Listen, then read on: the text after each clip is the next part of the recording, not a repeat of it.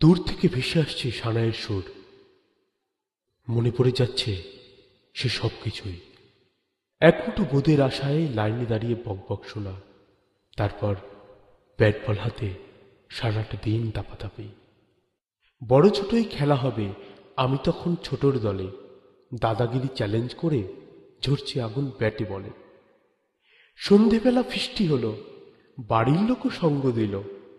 পরের দিন সকালেতে দেরিতে স্কুল যাওয়া, সেসব শুধু অতীত। এখন আমি এখন বড়র দলে, বড় একলা, তাই তো যেতই। কে যেন আজ ডেকে বলে, আজ যে শুধু একটাই কাজ, তা সে সন্ধে হোক বা সকাল। কাজের চাপে সারাটা দিন আমি এখন হচ্ছি নাকাল। কিন্তু কান যে বাদ মানে না, আমি তো আর জল হাতি নই।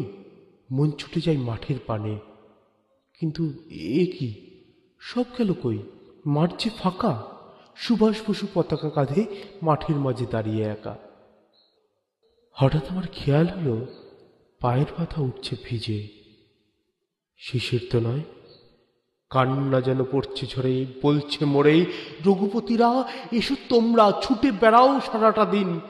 তাতে যদি এই অহল্যা বেঁচে থাকে আর কটা দিন, নয়তো দুদিন পরেই পালি।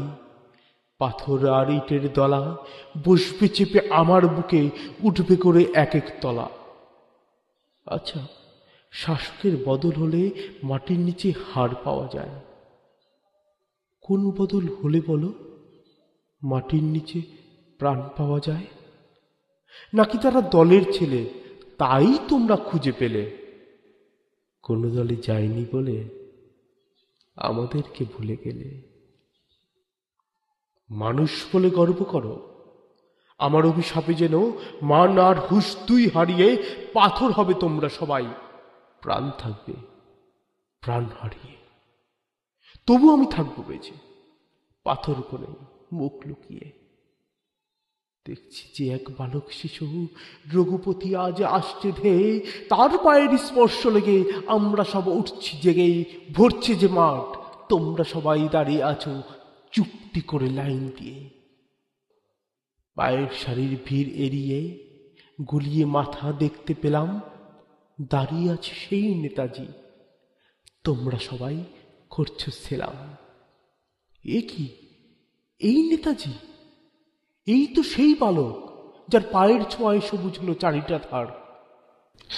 ইটের ঘায়ে ভাঙল স্বপন, চোখের সামনে তুলো আধার। সেই আধারে বসে আছে শুধু তোমার অপেক্ষাতে।